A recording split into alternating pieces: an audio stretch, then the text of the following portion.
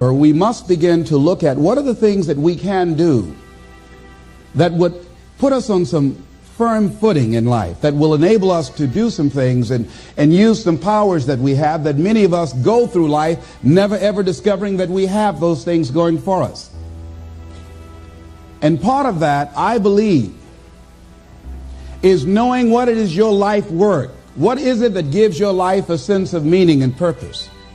Because once you find that, it puts you in your power place. See, if you know what your life work is, I encourage you to start working on it. If you can't do it all at one time, do just a little bit of it. And if you don't know what it is that you showed up to do, if you don't know why you're here, I encourage you to find out what your purpose is here. What is the meaning of your life? And I say to you that if you begin to take a conscious effort to find out what it is that you're supposed to do, I say that it can literally save your life. I said that it can literally save your life. See, when you're going someplace and you already know how much you're going to make, you already know how far you can go, you're in a dead-end position. It erodes your self-esteem. It lowers your sense of yourself. It creates some inner turmoil. It creates an emptiness in you. So I say that your life is worth finding what it is that you're supposed to do. Do find out what your work is and hold on to it, and don't let your dream go. Don't let it go. See, and here's something else I want you to begin to look at. Why is it that most people don't pursue their dreams or don't do better than what they're doing if they're capable of doing it? I think that many of us don't go the next step because we don't know what to do yet. And I say that the reason that we don't even explore the possibility of what to do is because subconsciously we don't believe that it can happen for us, and we don't believe that we deserve it. So here's what I'm suggesting. How much time do you spend working on you? How much time do you spend every day working on your dream? In the last 90 days, how many books have you read? In the last year, what new skill or knowledge have you acquired? What kind of investment have you made in you? So I'm saying that as you begin to look at where you want to go, if you want to make it today, and things are changing so fast you have to literally run to stand still, I'm saying that you've got to make some conscious effort to begin to work to develop you. Here's something else. Most people are not living their dreams because of fear, ladies and gentlemen. Fear, limited vision, and lack of self-esteem is what keep most people doing things they don't want to do.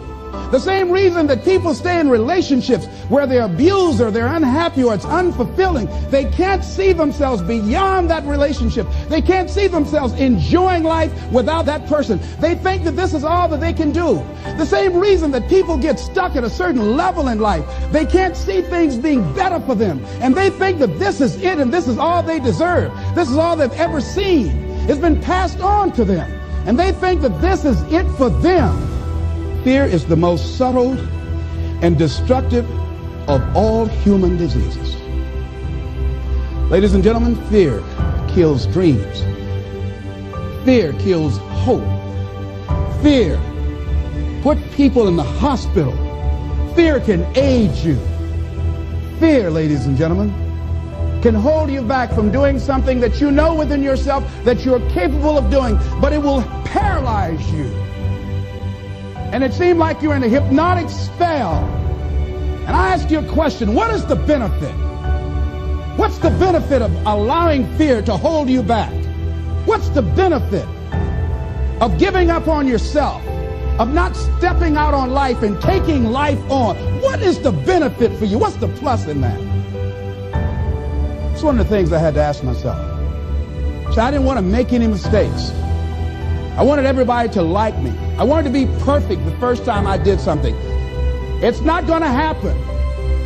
You're going to make some mistakes. You're going to hurt some folks' feelings. You're going to create some enemies whenever you decide that you want to begin to take life on. You've got to ask yourself, How long am I going to allow this to hold me back? He said, fear is false evidence appearing real. That is an illusion that we create in our mind. It is a state of mind that can be changed. So let's look at how we can begin to take some steps to restructure that fear, to begin to expand our visions of ourselves, to begin to increase our self-esteem. Webster said that self-esteem means confidence and satisfaction in oneself. Look at your life right now. Whatever you've done up to this point in time, your life is working. Whatever you have produced, it came out of you as a result of the kind of person that you have become. It's a result of your choices. It's a result of your consciousness. Now you have to ask yourself, are you satisfied with what you have produced? Is this what you want? Would you like for things to be better than this? Do you believe that you deserve better than this? Or are you content? This is it. You don't have to do anything else. That you've already resigned yourself in life and say, well, I'm happy. I'm not starving like the people in Calcutta. Are you allowing yourself to get off the hook like that? Or do you believe somewhere in the back of your mind or in your heart that there's some other great work for you to do? There's something else that life has for you. And that's why you're here. How do we handle this fear factor? How do we increase our self-esteem? You have to begin to fortify yourself. How do we do that? I believe that you have to begin to consciously monitor your inner conversation and start talking to yourself. Start building yourself up. Sometimes the only good things you will hear about you are the things that you say to you. So I'm saying learn to be your own booster. Start building yourself up. Start encouraging yourself. Start saying, I can do this. I can make this happen. It's a natural inclination for us to put ourselves down. See, we are born negative, I think, in a negative consciousness because we live in a negative world. So I'm saying that we have to work through the challenges of life in learning how to begin to work to fortify ourselves. Begin to guard your mind against negative programming, like turn off the television. So you've got to guard the kinds of things that you put in your mind. See, if you don't program your mind will be programmed because human beings are goal-oriented. That's why we die of broken hearts early. That's why we're running through life to early grave. Most of us go through life running scared. So we created this in our minds, false evidence appearing real. We made it real in our minds. There's nothing to fear but fear itself. That's the destructive monster. So turn off things that can contribute to your fear. Turn a deaf ear to people that all they can do is talk about how negative things are because they have bought into the consciousness of the world. Listen to things that can empower you, that can enable you to create a new reality for yourself, in a new life for yourself. What idea are you sitting on? Write your ideas down. And then, once you get that idea, take the leap. See, a lot of people get the ideas and just walk around with them. Take the leap. See, it's out here in the universe. If you don't take the plunge, I guarantee you, somebody else will. Take the plunge. Go into action. And ladies and gentlemen, you will be surprised at how things will come together. You'll be surprised. Now, you're going to have some difficult challenges. I can tell you that now. Be aware of that. Things are not going to work out exactly right. For a time they will, sometimes. And that's when life is just playing a game with you. But ladies and gentlemen, go into action with your dream. And don't avoid where the fights are. Get in the midst of the fight. And get some hickeys on your head. Get knocked down so you can learn how to fight, so you can hold your position. See, most people don't get out in the arena of life because they don't want to fight. Most people don't get out there because they don't want to get knocked down. They don't want to be dropped to their knees.